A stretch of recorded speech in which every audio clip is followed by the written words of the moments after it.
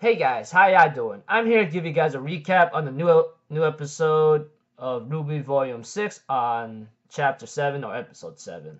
Anyways, this chapter right here looks really simple, so if the recap's very short, don't be surprised. Nothing much I can really give much detail about, but I could give maybe some theories here and there, but aside from that, maybe not. Yeah, I don't think I could give much theories actually. Just maybe a small recap if anything, and that'll be about it. We see to it that after the opening, obviously, that we see Cinder talking to Neo and revealed a lot of information, especially the Spring Maiden's vault, and therefore she tells Neo like, here's what I'm instructed to do. I cannot kill Ruby, but you of all people can do it. So help me get to them where they are before they reach Atlas, and once we get there, I take the relic whatsoever that she reveals to Neo, and Ruby, you could do whatever you want with her. The rest is up to you. I am instructed not to do anything, but you are not instructed by Salem, or you're not under the liege of Salem, so it's all on you. So we also see to it that there's another scene cut into black and shown a few seconds later that this woman whatsoever is pretty impressive. She actually had silver eyes, and there's actually a group of people wanting her killed.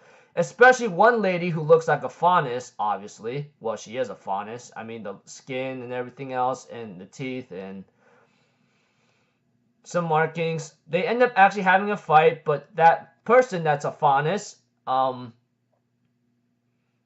ends up making a time ticket, which is a minute of her life, which apparently the fight ended about like a minute later or something, and it costed the woman's own silver eyes, and she barely escaped by using her weapon, as she ends up throwing right away and then uses it to come back to her, due to the fact that we've seen her weapon, how it works, and then stabs the person in the back, and then she lopped off her head. And we see to it that the former Grim Reaper, well, the shaman lady I always call, now I'm gonna call her the Grim Reaper.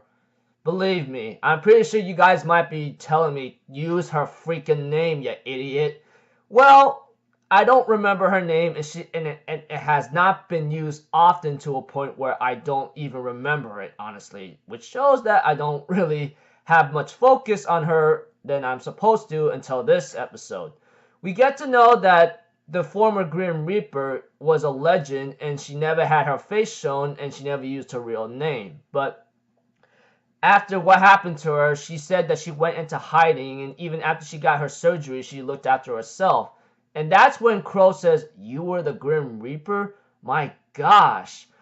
I looked up to you and aspired to be you." No wonder maybe Crow's weapon looks like almost like a certain scythe or something, or maybe similar to the Grim Reaper's weapon, but not exactly to that point. But whatever the case may be, it did not end so well for the old lady, well, the shaman lady I always call, but the former Grim Reaper, because I think because her name was given to her like that is because how much of a legend she is. But all that died down eventually, and many assume that she's dead because she disappeared. Well, knowing that she revealed her story to Crow and the others, that is not the case.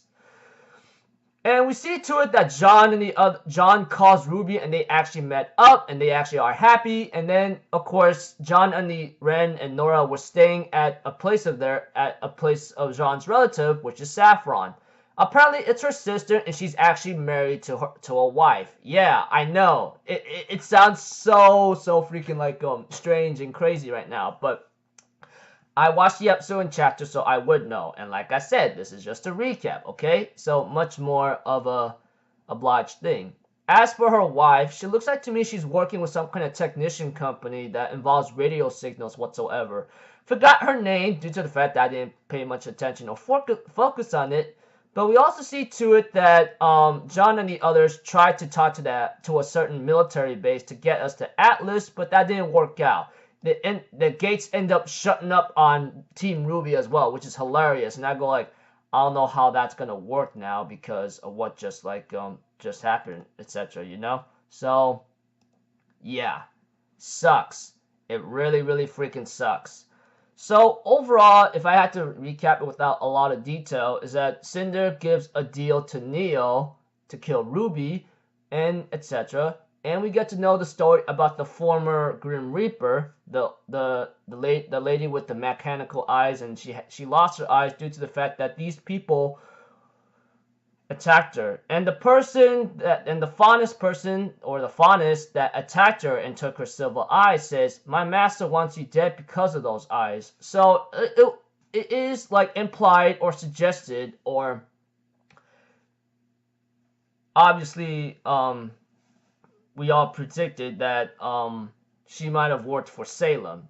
I mean, there's only one. If there's anyone else in the world of Remnant that knows about the silver eyes and how threatening they are, it would be Salem. So I believe that faunest person might have been working for Salem before she got herself killed, dropping her guard, and her head lopped off. Yeah. And of course, like her legend died, and she was no longer the Grim Reaper, even after she got surgery on her eyes, etc. It sucked. That's gotta suck though. I don't know. It really does. It really does suck pretty badly. I mean, losing your silver eyes to maybe someone's ability, either you drop your guard or something else, you know. But whatever the case may be, she was a former Grim Reaper, which I go like, wow. She was a legend beforehand until she lost her eyes, and then she only looked after herself, you know. And I'm thinking in my mind, dang. So I'm guessing she might have retired after she lost her silver eyes to that faunus. Yeah, kind of sucked, but there was nothing much that can be done about it, because once your eyes are out, how are you supposed to fight like you're supposed to? Even when she had surgery, I'm afraid she didn't have the same abilities as she used to back then, because I think she might have been relying on her silver eyes so much to fight many powerful Grim. But knowing that she doesn't have that anymore, I guess she's not as strong as she would be, and I think she might have retired after that, after she lost her silver eyes. But well, I will say this for sure. I really wish we could have gotten more story about the Silver Eye Warriors, because honestly, I thought this episode might show and might tell us about her history with silver-eyed warriors instead of herself. But this alone is okay, but it looks like to me like hopefully we get to know about the silver-eyed warriors in the future of RWBY, because all I know is they are a rare trait and they are a threat to Salem's agenda. And of course that faunus says like the only reason why my master wants you dead is because of your eyes. So I go like, there's only one person I know who would know about the silver eyes pretty greatly, and that is Salem herself. So yeah, that's just a little something that I think that faunus was working for Salem, or was under liege with Salem before she lost her life. So yeah, that's about it, people. I will see you guys in my next video. I'm Alpha Zero, people. Have a good day, and I'll see you guys next time. Peace out. Bye bye. Toot toot.